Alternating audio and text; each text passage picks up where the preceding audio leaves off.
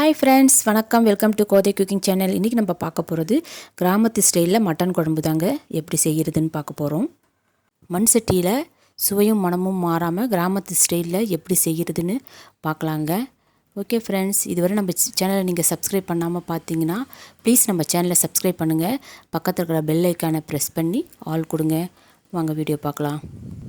நான் 1/2 kilo mutton எடுத்திருக்கேங்க. அது குக்கரில் 7-8 விசில் போட்டு எடுத்து வச்சுருக்கேன். அதில் 2 உருளைக்கிழங்கையும் கட் பண்ணி போட்டிருக்கேன். தேவைப்பட்டால் நீங்களும் 2 உருளைக்கிழங்கு போட்டுக்கோங்க.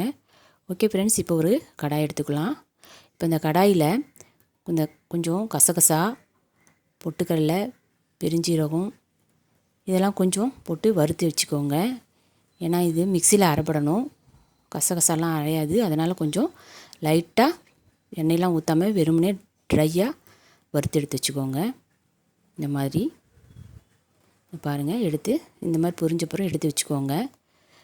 மசாலா ஐட்டம்லாம் பட்டை, லவங்கம் இதெல்லாம் நான் பொடியாக வச்சுருக்கேன். அப்படி இல்லைன்னா நீங்கள் இந்த வறுக்கும்போது இதுலேயே பட்டை, லவங்கம், அன்னாச்சி மொக்கு எல்லாத்தையும் நீங்கள் கடல் பாசி எல்லாத்தையும் அதிலே கொஞ்சம் வறுத்துக்கிட்டிங்கன்னா அரைக்கும் போது ஈஸியாக இருக்கும்.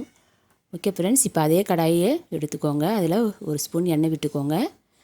அதில் கொஞ்சம் பொடியாக நறுக்குன இஞ்சி ஒரு துண்டு, ஒரு 10 பல் பூண்டு எடுத்துக்கோங்க, உரித்து எடுத்து வச்சுக்கோங்க. அதுமாதிரி சின்ன வெங்காயமும் தோல் நீக்கி எடுத்து வச்சுக்கோங்க. ஒரு பச்சை மிளகாய் எடுத்துக்கோங்க. நான் அரை தான் போட்டிருக்கேன்.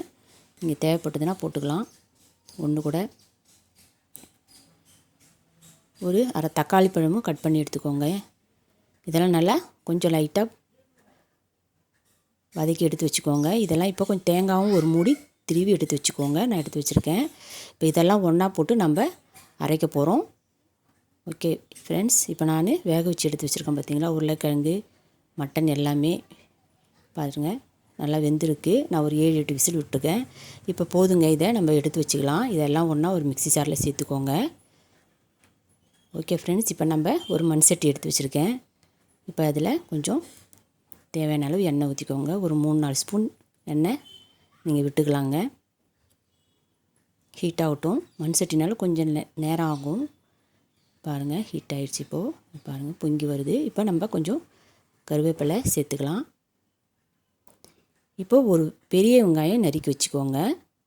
ஒரு தக்காளி நறுக்கி வச்சுக்கோங்க. இப்போ அந்த பெரிய வெங்காயத்தையும் போட்டுக்கோங்க. இது வதக்கிறதுக்காக.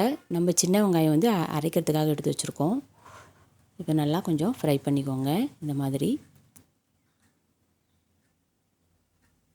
இப்போது ஒரு தக்காளி பழத்தை கட் பண்ணி அதையும் சேர்த்துக்கோங்க. நம்ம அரைக்கிறதுக்கு ஒரு அரை தக்காளி எடுத்து வச்சுருக்கோம். இது நல்லா ஃப்ரை ஆகட்டும். இது ஃப்ரை ஆகிறதுக்கு கொஞ்சம் உப்பு தேவையான அளவு இப்போயே சேர்த்துக்கோங்க. அப்புறம் குழம்பெல்லாம் நம்ம கூட்டி வச்சு கொதிக்கும் போது கூட பார்த்துக்கலாம். இப்போ கொஞ்சம் நம்ம பட்டை, லவங்கம் அந்த மசால் பொடி சேர்க்க போகிறோம். நான் பொடியாக வச்சுருக்கேன். அதனால் நீங்கள் கொஞ்சம் லைட்டாக தள்ளி விட்டு இந்த எண்ணெயில் பொரிக்கிற மாதிரி போட்டுக்கோங்க. நம்ம ஆரம்பத்திலே போட்டிங்கன்னா டக்குன்னு கருகிடும் பவுடராக இருக்கிறதுனால. அதனால தான் இப்போ நம்ம சேர்த்துக்கிறோங்க. பவுடராக இருக்கிறதுனால இதில் ஒன்று ஒன்றா போடணும்னு நினச்சிங்கன்னா நீங்கள் தனித்தனியானா பட்டை, லவங்கம் நீங்கள் ஃபஸ்ட்டே போட்டுக்கலாம். அது வாயில் தட்டுப்படுன்றதுக்காக நான் இப்போ அரைச்சி போட்டுக்கிறேன். பசங்களாம் எடுத்து போட்டுடுறாங்க. அதனால தாங்க. இப்போ மஞ்சள் தூள் ஒரு சின்ன ஸ்பூனில் சேர்த்துருக்கேன். இப்போ குழம்பு மிளகாய் தூள் கொஞ்சம் சேர்த்துக்கோங்க. இது எல்லாமே கலந்துதுங்க. மல்லி, கொத்தமல்லி எல்லாமே கலந்துருக்கு. இதில் நம்ம எப்படியும் சாம்பாருக்கெலாம் வைக்கிறீங்க இல்லையா, அந்த பவுட்ரு கொஞ்சம் 2 ஸ்பூன் தேவைப்பட்டதுன்னா உங்களுக்கு ஒரு 3 ஸ்பூன் கூட நீங்கள் போட்டுக்கலாம். அடுத்தது நான் வெறும் மல்லி பவுட்ரு போட போகிறேன். மல்லித்தூள் அதில் ஒன்றும் இல்லை, வெறும் மல்லி இது மட்டும்தாங்க இருக்கும். இது மட்டன் குழம்புக்கெல்லாம் கொஞ்சம் மல்லி போட்டால் ரொம்ப நல்லாயிருக்கும். அப்போல்லாம் அம்மியில் அரைச்சி போடுவாங்க, ரொம்ப நல்லாயிருக்கும். இப்போ யாரும் அம்மியில் அரைக்கிறது இல்லை. ஓகே ஃப்ரெண்ட்ஸ், இப்போ உருளைக்கிழங்கு நான் வேக வச்சு எடுத்து பாருங்கள். அது இப்படி மசாலுக்கு போடுற மாதிரி நல்லா நசுக்கி போட்டு கொடுங்க. அப்போ தான் குழம்பு நல்லா திக்காகவும் கிரேவியாகவும் நல்லாயிருக்கும். துண்டு துண்டாக அரிஞ்சு போட வேண்டாம், இந்த மாதிரி போடுங்க. இது எல்லாத்துக்குமே ரொம்ப நல்லாயிருக்குங்க. நம்ம சாப்பாட்டுக்கு மட்டும் இல்லை, இட்லி, தோசை, சப்பாத்தி எல்லாம் பூரி எல்லாத்துக்குமே ரொம்ப நல்லாயிருக்கும். இதை நல்லா மசித்து நீங்கள் போட்டுட்டிங்கன்னா தெரியாது, குழந்தைங்களும் சாப்பிடுவாங்க. நமக்கும் ரொம்ப டேஸ்ட் ரொம்ப நல்லா இருக்குங்க. ஒன்று ஒன்றா எடுத்து நம்ம அந்த கட் பண்ணி போடுறத விட மசிச்சு போட்டுருங்க, ரொம்ப நல்லாயிருக்கும். இதை ஒரு தடவை கண்டிப்பாக ட்ரை பண்ணி பாருங்கள். அதுவும் மட்டனுக்கும் உருளைக்கிழங்கு இந்த மாதிரி போடும்போது ரொம்ப நல்லாயிருக்குங்க. இது கொஞ்சம் நல்லா லைட்டாக ஃப்ரை பண்ணிக்கோங்க. இப்போ நம்ம வேக வச்ச மட்டனை 1/2 கிலோ அதில் சேர்த்துக்கோங்க. தண்ணி இருந்தால் தண்ணியோடையே சேர்த்துக்கலாம் நீங்கள். இது நல்லா ஒரு 7-8 விசில் விட்டுக்கோங்க. மட்டனை பொறுத்து இருக்குது, சிலது சாஃப்டாக இருக்கும், சிலது கொஞ்சம் ஹார்டாக இருக்கும், அது பார்த்து செஞ்சுக்கோங்க.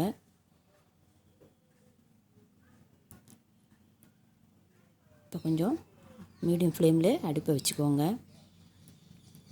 நல்லா கலந்து விடுங்க. இப்போது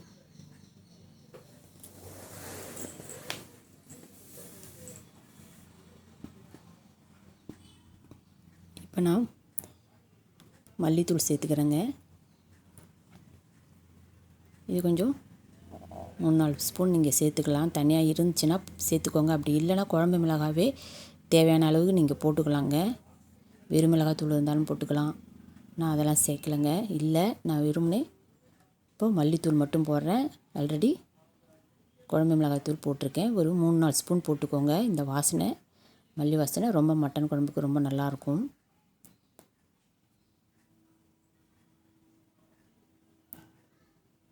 இது நல்லா இப்போது கலந்து விட்டுக்கோங்க. மல்லி கொஞ்சம் அதிகமாக போடும்போது அது ஹைலைட் நல்லாயிருக்கும்.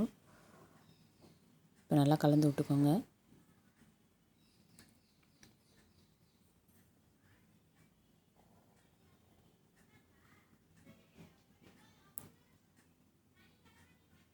இப்போ தேவையான அளவு தண்ணி ஊற்றிக்கோங்க. உங்களுக்கு எந்த பக்கம் கெட்டினஸ் வேணுமோ அந்த அளவுக்கு நீங்கள் தண்ணி ஊற்றிக்கலாங்க. இதில் அப்போ நம்ம அரைச்சி தேங்காய் விழுது, அந்த தேங்காய் வெங்காயம் அதெல்லாம் நம்ம இப்போ அரைச்சி எடுத்து வச்சுக்கோங்க. இந்த மிளகா விடுப்பு அடங்கிறதுக்காக நம்ம கொஞ்சம் நேரம் ஒரு 5 நிமிஷம் 10 நிமிஷம் நல்லா வேக விடணுங்க. நல்லா நீங்கள் ஃபுல் ஃப்ளேமில் வச்சு கூட நல்லா மூடி போட்டு வேகட்டுங்க. எல்லாம் அதோட கலந்துருக்கும், மட்டனோடு சேர்ந்து நல்லா கிரேவி மாதிரி நல்லா சேர்ந்துருக்குங்க. பாருங்கள், இப்போ 10 நிமிஷம் கழிச்சு எடுத்தாச்சு. இப்போ நல்லா கொதிச்சிட்ருக்கு பாருங்கள். இந்த ஸ்டேஜில் நீங்கள் உப்பு கூட பார்த்துக்கலாம், தேவைப்பட்டதுன்னா போட்டுக்கோங்க. இப்போ நம்ம அரைச்சி வச்ச இந்த தேங்காய் எல்லாமே நீங்கள் போட்டுக்கணுங்க. தேங்காய் ஒரு முடி தட்டி வச்சுக்கோங்க.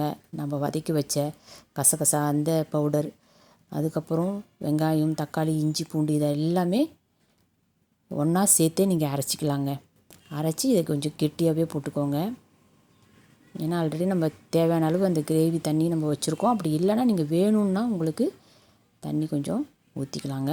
உங்கள் பக்குவத்துக்கு, உங்கள் அளவுக்கு எப்படி வேணுமோ அந்த அளவுக்கு நீங்கள் தண்ணி சேர்த்துக்கோங்க. இப்போயே சேர்த்துக்கணும், இந்த ஸ்டேஜில் சேர்த்துக்கோங்க. அவ்வளோதாங்க. இப்போ நீங்கள் ஒரு 5 நிமிஷம் மூடி வைக்கலாம். தேங்காய் இருக்கனால ரொம்ப கொதிக்க விட வேண்டாம். ஒரு 5 நிமிஷம் கொதிக்க விட்டிங்கன்னா போதுங்க. பாருங்கள், சூப்பராக இப்போ நல்லா கொதித்து வந்திருக்கு பாருங்கள். இப்போ அடுப்பை நிறுத்திடுங்க. நிறுத்திட்டு எலுமிச்சம்பழம் 1/2 பழம் பிஞ்சு விட்டுருங்க, ஜூஸ். இப்போ கொத்தமல்லி தழையை கொஞ்சம் தூவிடுங்க. அவ்வளோதாங்க. சட்டினால நல்லா கொதிச்சிட்டு இருக்குது பாருங்கள். எவ்வளோ அருமையாக வந்திருக்கு பாருங்கள். பாருங்கள் எவ்வளோ சூப்பராக இருக்குது பாருங்கள். இது எல்லாத்துக்கும் நம்ம சாப்பிட்லாங்க, ரொம்ப நல்லாயிருக்கும். ஓகே ஃப்ரெண்ட்ஸ், நீங்களும் இந்த மாதிரி ட்ரை பண்ணிவிட்டு எனக்கு எப்படி இருக்குன்னு கமெண்ட் பண்ணுங்கள். இந்த வீடியோ பிடிச்சிருந்தால் லைக் பண்ணுங்கள், ஷேர் பண்ணுங்கள். மறக்காமல் நம்ம சேனலை சப்ஸ்கிரைப் தேங்க்யூ ஃப்ரெண்ட்ஸ்.